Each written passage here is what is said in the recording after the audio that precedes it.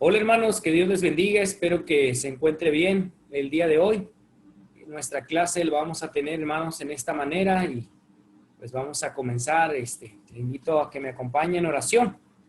Bendito Dios, damos gracias por todo lo bueno que es con nosotros. Te agradecemos, Señor, la oportunidad que nos da de presenciar esta clase y pedimos, Señor, una vez más nos dé entendimiento, nos dé discernimiento en todo. Ayúdenos, por favor, para que hagamos su voluntad. Damos gracias, Padre, por lo que está haciendo en nuestras vidas. En sus manos ponemos esta clase. En el nombre del Señor Jesucristo. Amén. De acuerdo, hermanos, disculpe que no tenga mi audio, ¿verdad? A la mano encendido. Realmente mi cámara que estoy utilizando no está muy malas condiciones. No está muy pixeleada mi imagen. Entonces, y realmente quiero compartirles el material para hoy. Pero antes de eso, me gustaría que visualizáramos la guía de clases. Y bueno, si usted presta atención, ¿verdad? Esta clase debe estar reproduciéndose el 8 de octubre. Debió entregar la tarea antes de la clase. Y mañana, hermanos, 9 de octubre, vamos a tener la segunda parte del material, cómo leer un párrafo, porque no creo poder terminarlo en una sola clase. Entonces, nada más para que esté enterado, el examen bimestral será el día 16 y, por supuesto, estas dos clases serían las que tendríamos el 13 y el 15. Cualquier duda, hermanos, aclaración, sienta la confianza de hacérmelo saber, por favor. Y bueno, hermanos, sin más dilación por el momento, vamos a ir de lleno, ¿verdad?, a nuestro material. Si usted puede ahí revisar cómo leer un párrafo, una guía del pensador, pues el índice no debe ser algo difícil. Y llegamos a la página número 1, que menciona básicamente la teoría, ¿no? La teoría sobre este asunto de cómo podemos leer un párrafo. ¿Cómo podemos leer un párrafo? Básicamente esta premisa ya la vimos, ¿verdad? Si usted puede dominar el cómo leer un capítulo, pues va a poder leer un libro. Pero para poder leer un capítulo necesita dominar cómo poder leer un párrafo.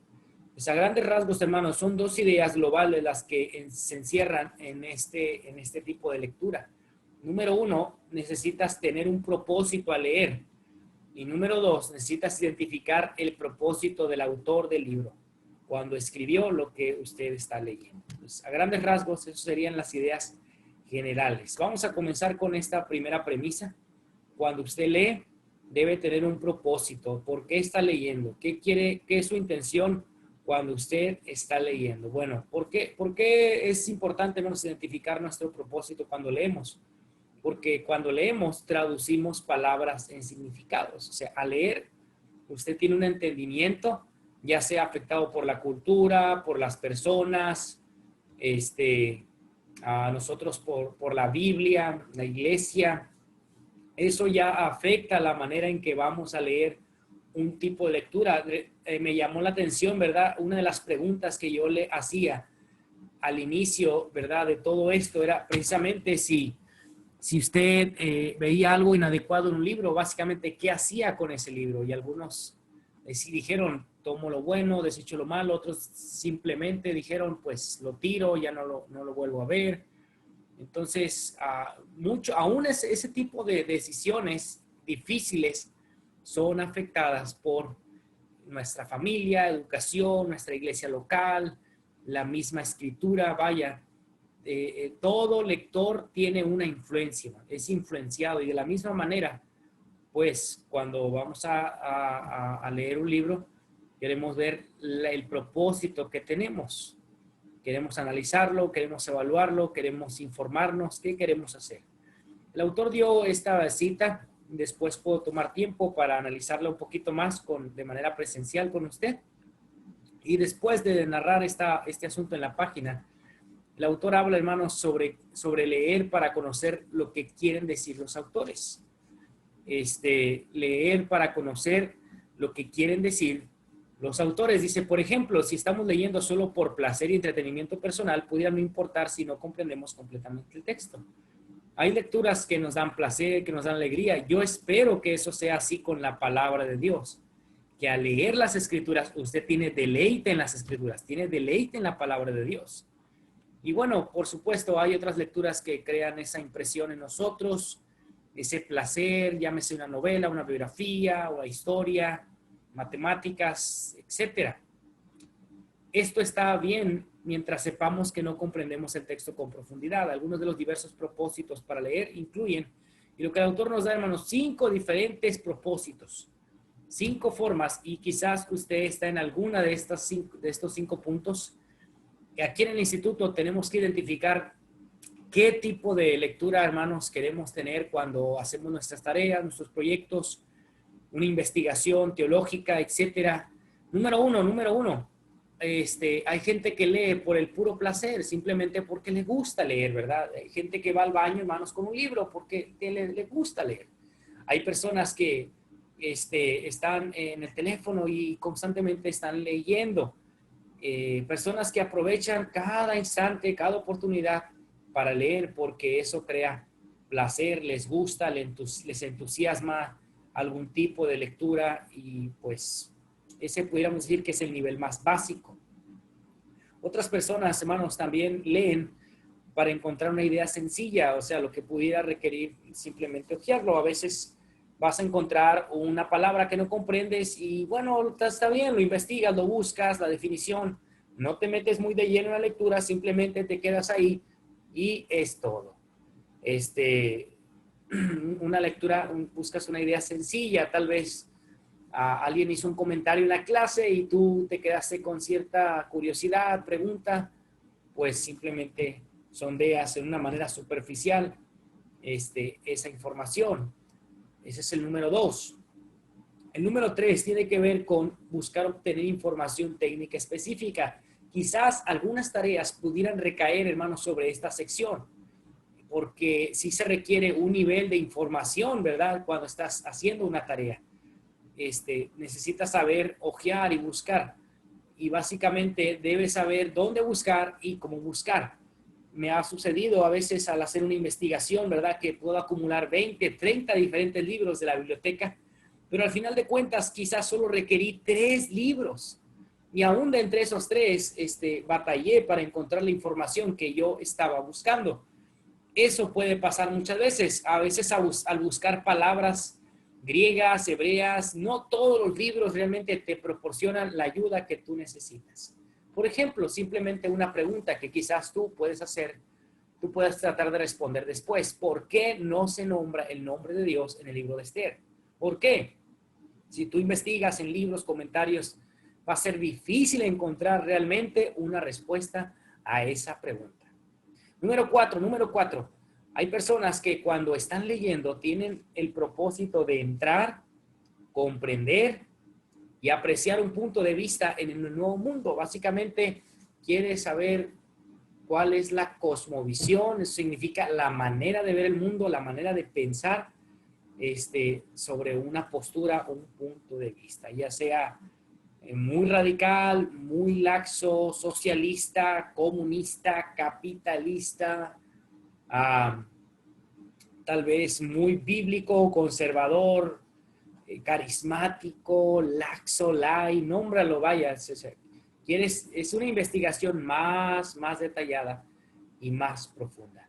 Número 5, pudiera también aquí recaer varias tareas, proyectos que tienen como alumnos, y es que quieres aprender un nuevo tema.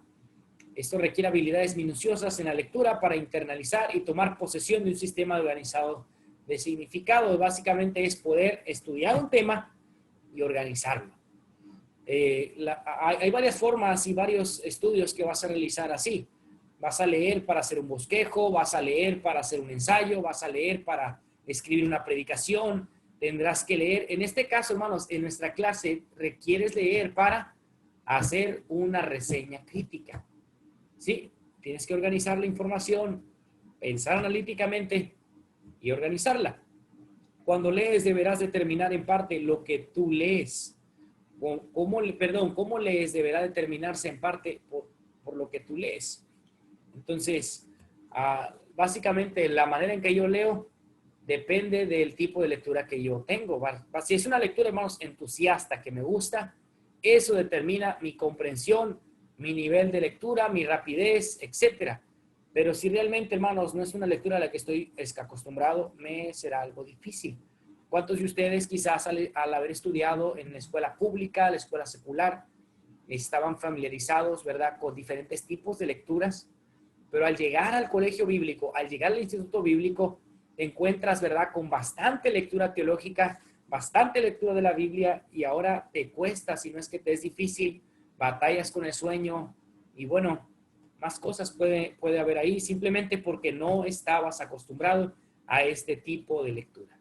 Los lectores reflexivos. ¿Qué son los lectores reflexivos? Personas que están pensando. Leen un texto, por ejemplo, empleando un esquema mental diferente del que usan al leer un artículo de un diario. O sea, básicamente la idea es que una persona, hermanos, que está pensando en su lectura, no va a leer, hermanos, todos los artículos de la misma manera. O sea, si lee geografía, si lee de historia, si lee de filosofía, hermano, en la mente el lector está organizando la información. Es como cuando alguien, hermano, resuelve un problema matemático en la mente. Yo no sé cuántos de ustedes pueden hacer eso. Quizás con una simple suma, una simple resta, una división, pudiera hacerlo, ¿verdad? La raíz cuadrada de 144. ¿Cuántos saben cuál es la raíz cuadrada de 144? Es algo que mentalmente pudieras hacer. Pero ¿qué tal de una ecuación? Ya requiere más funciones y grabación de números en la mente. O sea, es un esquema mental. Es lo mismo, hermanos, a la hora de leer. Cuando estás leyendo, estás organizando ideas principales.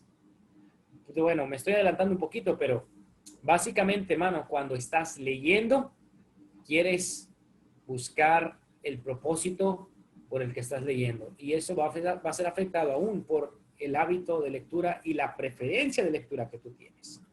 Número dos. Cuando vamos a leer, considera el propósito del autor. No solamente tu meta, tu propósito, pero también y mayormente, hermano, el propósito por el que esa persona escribió tal o cual libro. Además de tener claro nuestro propio propósito al leer, también debemos tener claro el propósito del autor al escribir. Es decir, ¿por qué escribió lo que escribió? Y mira, esta lista es muy, muy práctica, muy amena. Por ejemplo, políticos, consejeros de prensa, ¿qué hacen? ¿Por qué escriben? ¿Para qué escriben? Bueno, ellos desarrollan literatura para su campaña política. Creo que todos hemos visto, ¿verdad?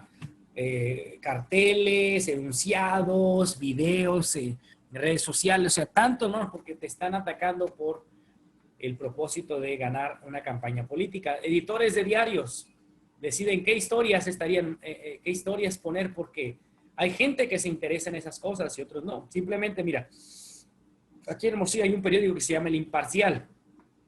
Es un periódico completo, con un cierto costo económico, algo completo. Pero la misma imprenta tiene otro periódico de menor calidad, más pequeño, menos hojas, pero con mayor publicidad. Obviamente no está diseñado para la misma audiencia. Te voy a decir por qué. Porque básicamente cada periódico, lo primero que vas a encontrar en el periódico de la I es pornografía. Una mujer desnuda. Eso es lo que encuentras.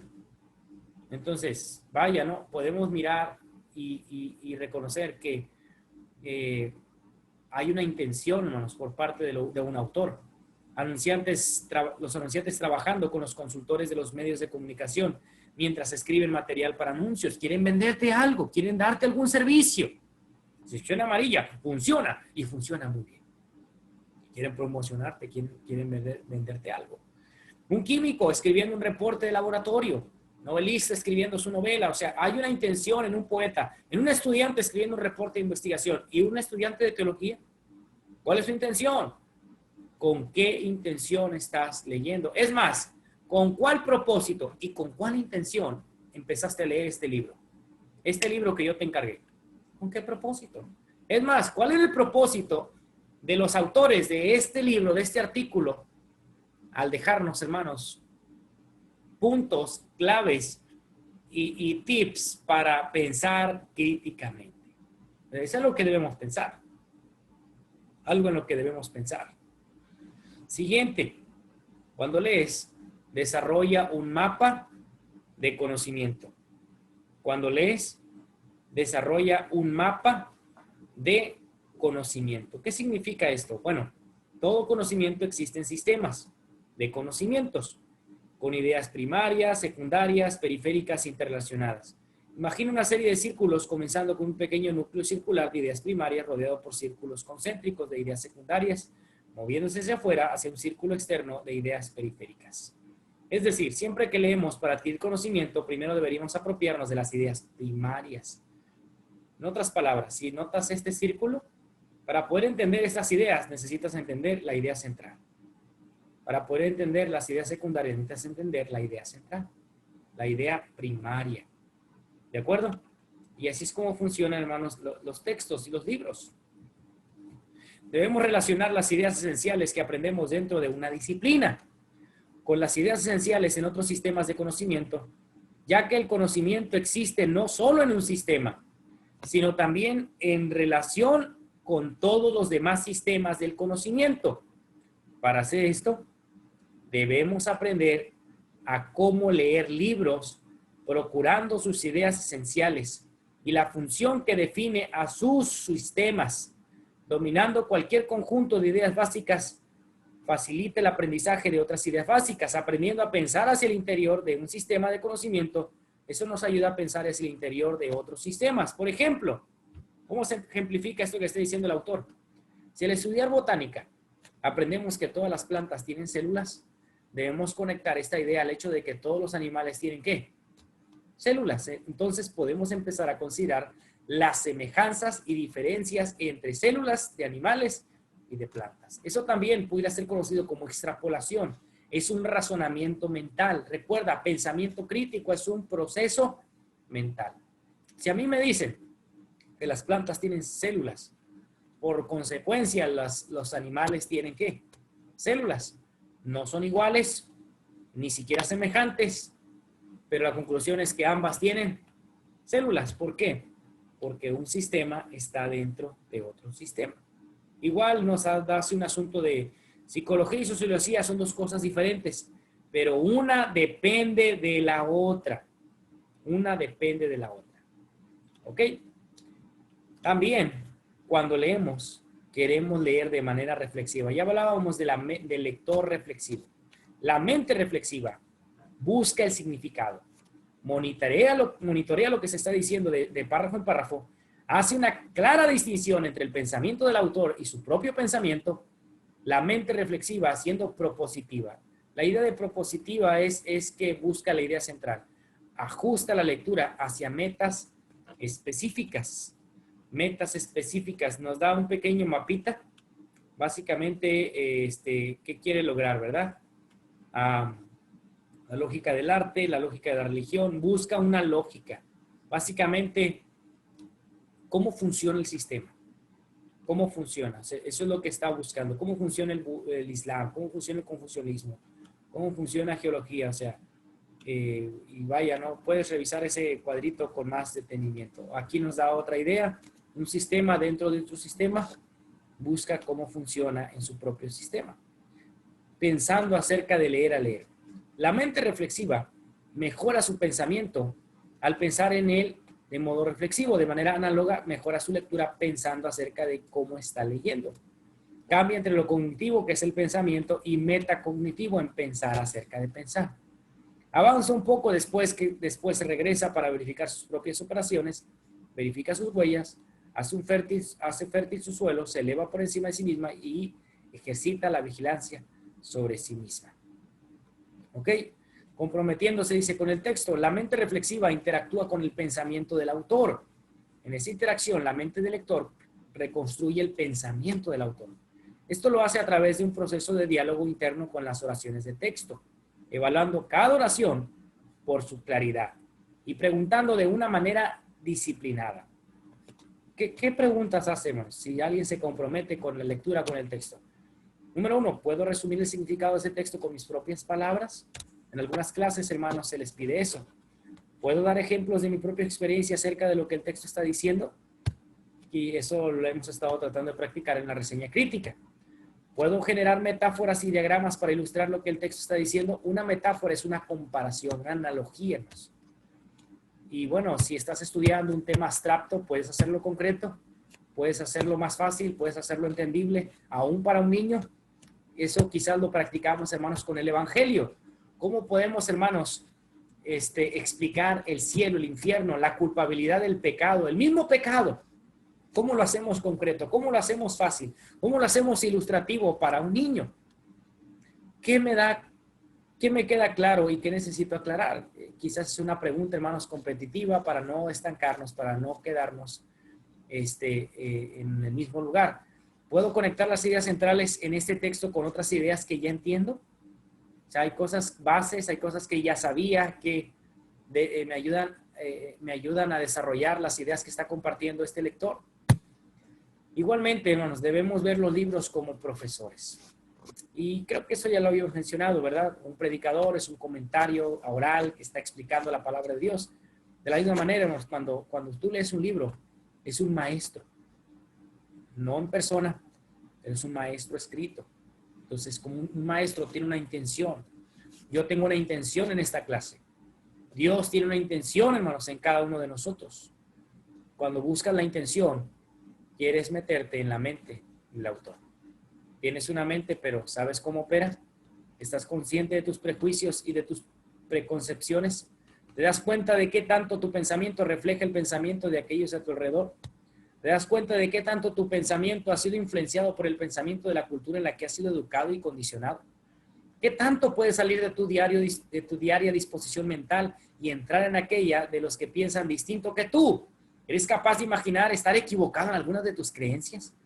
¿Qué criterio usarías para evaluar tus creencias personales?